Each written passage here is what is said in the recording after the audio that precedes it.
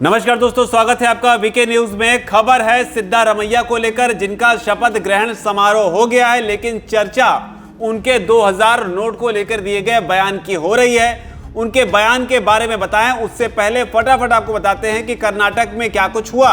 यहां पर सिद्धारमैया ने दूसरी बार सीएम पद की शपथ ले ली है। तस्वीर आपके सामने है। यहां पर राज्यपाल थावरचंद गहलोत ने उन्हें शपथ दिलाई। डीके समेत 8 विधायकों ने मंत्री पद की शपथ ली है। पवार के साथ साथ 9 विपक्षी दलों के नेता इस दौरान यहां पर मौजूद रहे।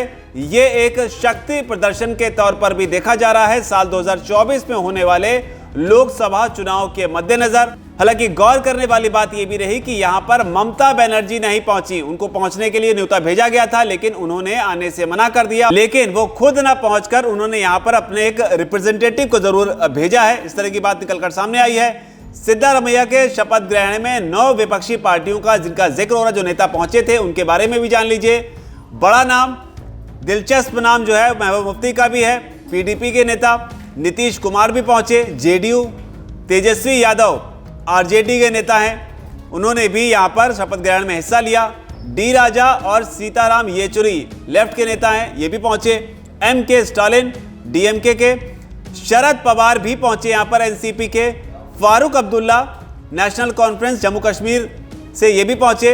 और कमल हसन मक्कल निधि माइम इनकी पार्टी है। तो कुल मिलाकर 9 विपक्षी पार्टियां जो हैं वो पहुंची।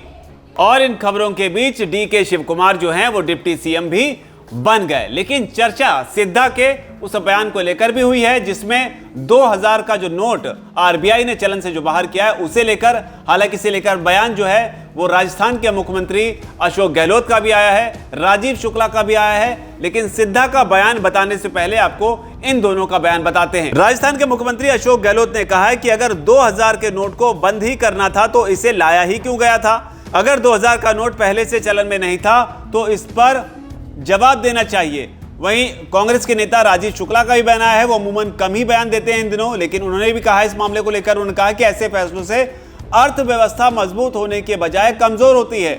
कांग्रेस के ही एक और नेता हैं गौरव वल्लभ, उन्होंने कहा है बीजेपी बिना सोचे समझे 2000 के नोट को बाजार में लाई थी, अब उससे पलटना पड़ रहा है। तो ये बयान दिया है कांग्रेस के दूसरे नेताओं ने। लेकिन सिद्धा ने क्या कहा है? सिद्धा ने कहा है कि बीजेपी अपनी नाकामियों से ध्यान हटाने की कोशिश कर रही है।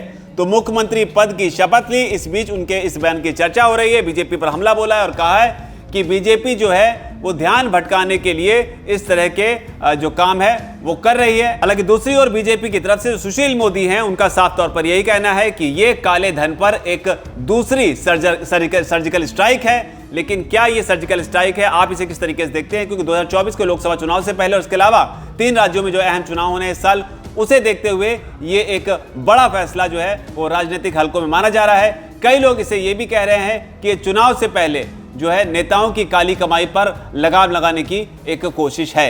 आप इसे किस तरीके से देखते हैं? आपकी जो भी राय नीचे कमेंट सेक्शन में जरूर लिखें। वीके न्यूज, राष्ट्र के नाम।